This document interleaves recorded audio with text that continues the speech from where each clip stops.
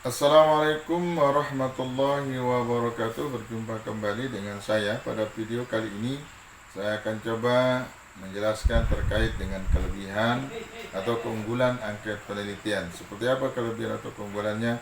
Simak penjelasannya setelah berikut ini.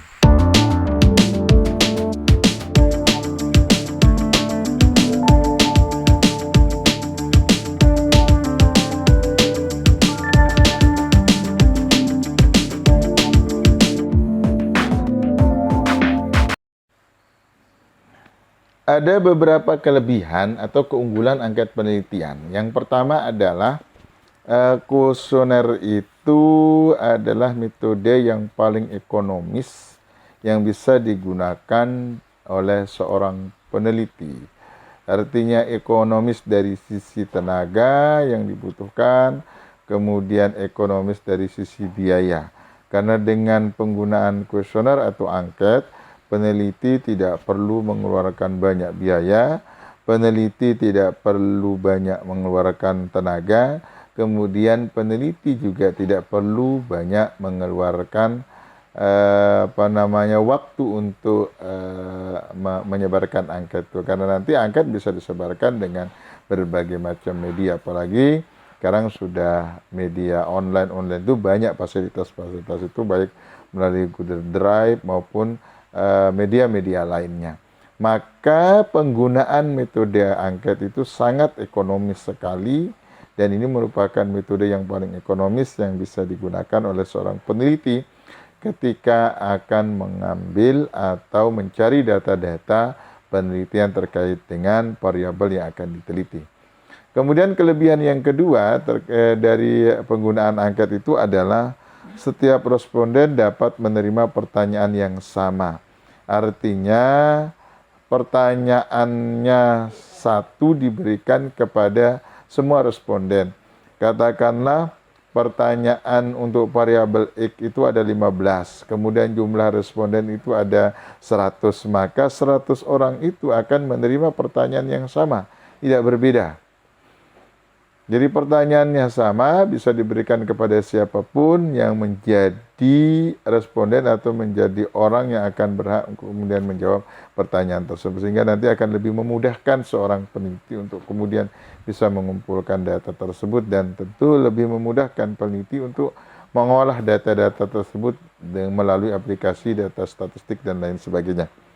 Kemudian yang ketiga, kelebihan atau keunggulan angket yang ketiga itu adalah pada angket tertutup memudahkan tabulasi hasil. Pada penjelasan video sebelumnya sudah saya sampaikan bahwa kelebihan dari angket tertutup itu adalah akan memudahkan peneliti untuk mengolah data tersebut, karena peneliti sudah memberikan alternatif jawaban, tinggal responden nanti memilih salah satu jawaban. Sehingga nanti dalam penskoringannya akan lebih mudah. Katakanlah seorang responden menjawab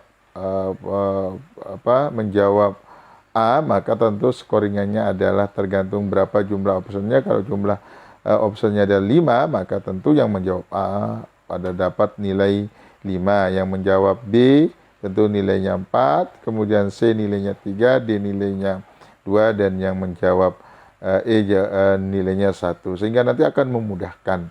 Kalau kemudian angket tertutup itu, kalau angket terbuka itu nanti biasanya peneliti akan kesulitan melakukan scoring. Tapi kalau angket tertutup itu akan mudah melakukan scoring, sehingga dengan penggunaan angket tertutup maka akan lebih memudahkan para peneliti untuk kemudian melakukan tabulasi hasil penelitian tersebut. Kemudian kelebihan angket yang keempat itu adalah pada angket terbuka biasanya responden dapat memberikan jawaban yang bebas. Nah, ini kelebihan yang di angket terbukanya. Kalau di angket tertutup tadi bahwa peneliti itu tidak diberikan ruang yang cukup untuk kemudian memberikan jawaban.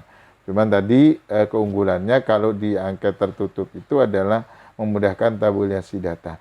Nah, pada angket terbuka, option pilihannya dibebaskan kepada kepada responden, sehingga responden nanti akan bisa memberikan alternatif jawaban yang lebih banyak sesuai dengan pengetahuan responden, sesuai dengan keyakinan responden, sesuai dengan kenyataan yang dihadapi responden pada saat angket itu diberikan. Kemudian kelebihan yang lain itu dari penggunaan angket penelitian itu adalah responden diberikan waktu yang cukup untuk menjawab pertanyaan-pertanyaan.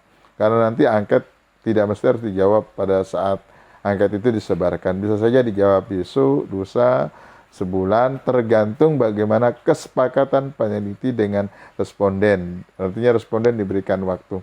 Sebaiknya peneliti memberikan waktu yang cukup kepada responden untuk menjawab.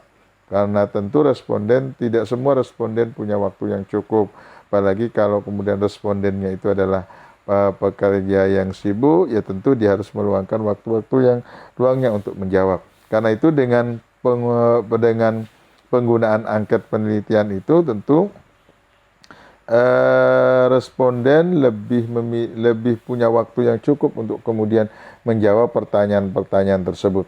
Kemudian kelebihan selanjutnya terkait dengan penggunaan angket penelitian itu adalah dapat terhindarkan dari pengaruh subjektivitas, karena pilihannya adalah pilihannya sudah dibuat oleh seorang peneliti, maka subjektivitasnya paling tidak bisa diminimalisir dari jawaban-jawaban responden tersebut.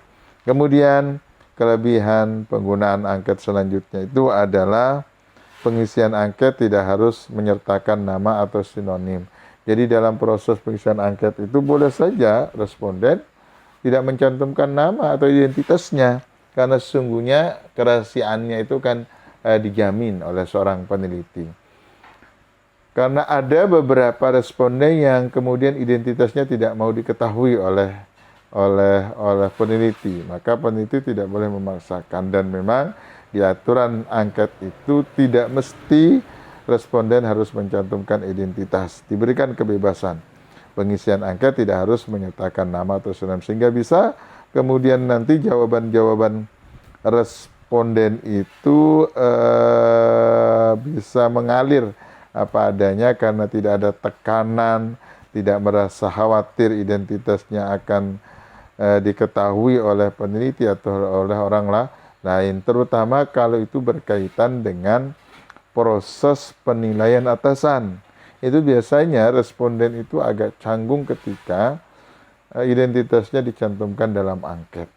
Kemudian kelebihan atau keunggulan angket yang terakhir itu adalah tidak membutuhkan waktu yang lama.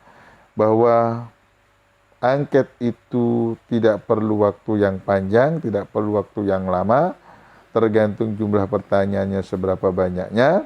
Tapi biasanya rata-rata pertanyaan-pertanyaan angket itu tidak lebih dari 30 pertanyaan. Sehingga nanti kalau 30 pertanyaan itu ya paling banter mungkin sekitar setengah jam atau kurang dari setengah jam itu bisa dijawab, tergantung panjang pendeknya pertanyaan.